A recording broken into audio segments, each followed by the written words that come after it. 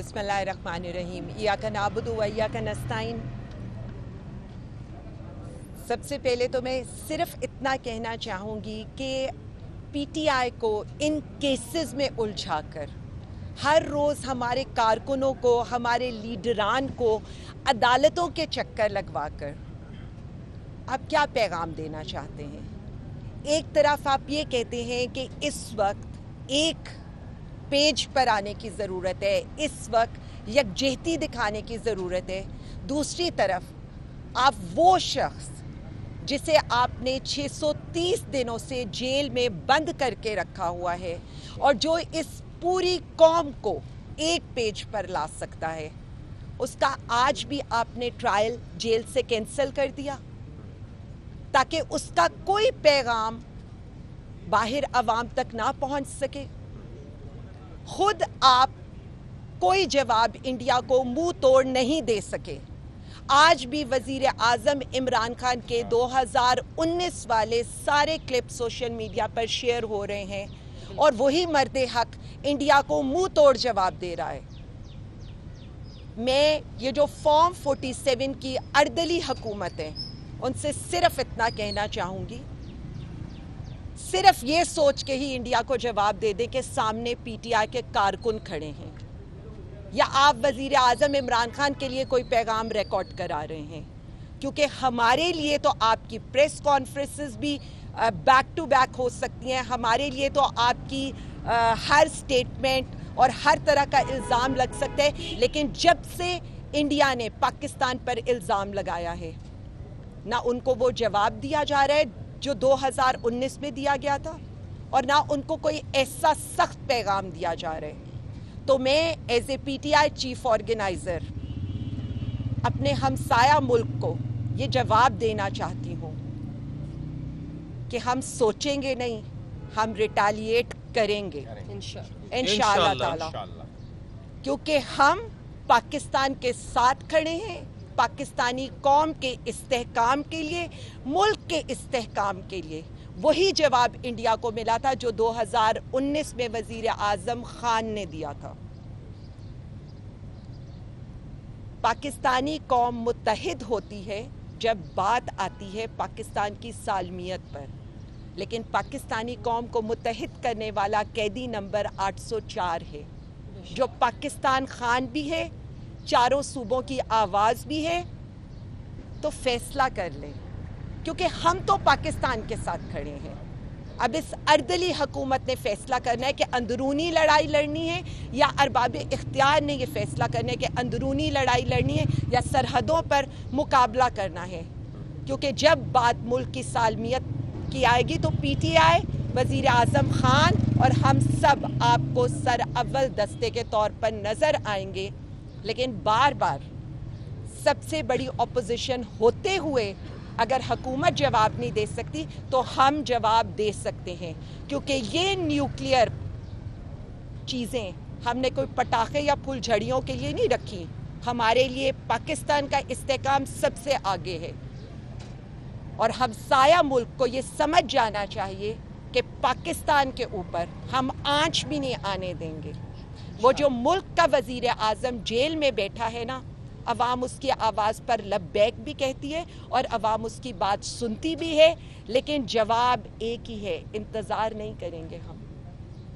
और बाकी लोगों के लिए सिर्फ इतना ही, आप ट्रायल्स कैंसिल करें, आप अदालतों के चक्कर लगाएं, आप हमें बागी, दहशतगर्द, फितना, इंतशारी कहना चाहें, हमारा नारा एक ही है कि हम इस मुल्क के साथ खड़े हैं, पाकिस्तान के साथ खड़े हैं और पाकिस्तान जिंदाबाद, वजीर आज़म इमरान खान जिंदाबाद। बहुत शुक्रिया जी। मैंने तो आपको साफ बता दिया है, ये अर्दली हुकूमत तो उनको मुंह तोड़ जवाब नहीं दे सकती, उनकी आंखों में आंखें डालकर बात नहीं कर सकती। उनकी आंखों में आंखें डालकर और उनको जवाब सिर्फ एक ही शख्स दे सकता है जो वजीर आज़म इमरान खान है।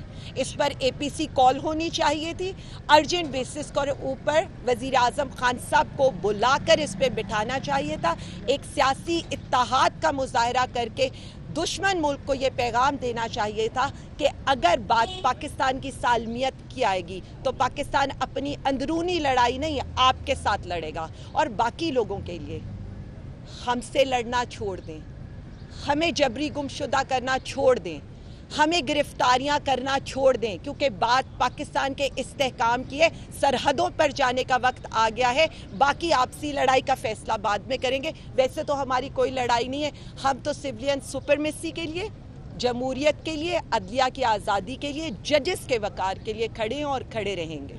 और शुक्रिया, थैंक यू।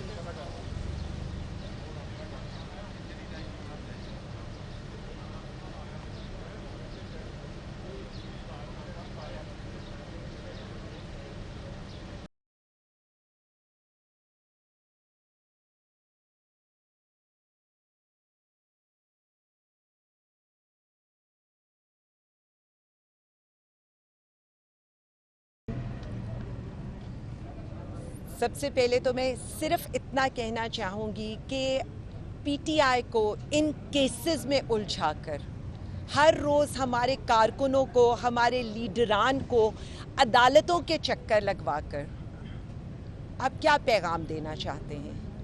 एक तरफ आप ये कहते हैं कि इस वक्त एक पेज पर आने की ज़रूरत है, इस वक्त यकजहती दिखाने की ज़रूरत है। दूसरी तरफ आप वो शख्स जिसे आपने 630 दिनों से जेल में बंद करके रखा हुआ है और जो इस पूरी कौम को एक पेज पर ला सकता है, उसका आज भी आपने ट्रायल जेल से कैंसिल कर दिया ताकि उसका कोई पैगाम बाहर अवाम तक ना पहुंच सके। खुद आप कोई जवाब इंडिया को मुंह तोड़ नहीं दे सके। आज भी वजीर आज़म इमरान खान के 2019 वाले सारे क्लिप सोशल मीडिया पर शेयर हो रहे हैं और वही मर्द हक इंडिया को मुंह तोड़ जवाब दे रहा है। मैं ये जो फॉर्म 47 की अर्दली हुकूमत है उनसे सिर्फ इतना कहना चाहूँगी, सिर्फ ये सोच के ही इंडिया को जवाब दे दे कि सामने पीटीआई के कारकुन खड़े हैं या आप वज़ीर आज़म इमरान खान के लिए कोई पैगाम रिकॉर्ड करा रहे हैं, क्योंकि हमारे लिए तो आपकी प्रेस कॉन्फ्रेंसेस भी बैक टू बैक हो सकती हैं। हमारे लिए तो आपकी हर स्टेटमेंट और हर तरह का इल्ज़ाम लग सकता है, लेकिन जब से इंडिया ने पाकिस्तान पर इल्ज़ाम लगाया है ना उनको वो जवाब दिया जा रहा है, جو 2019 میں دیا گیا تھا اور نہ ان کو کوئی ایسا سخت پیغام دیا جا رہا ہے.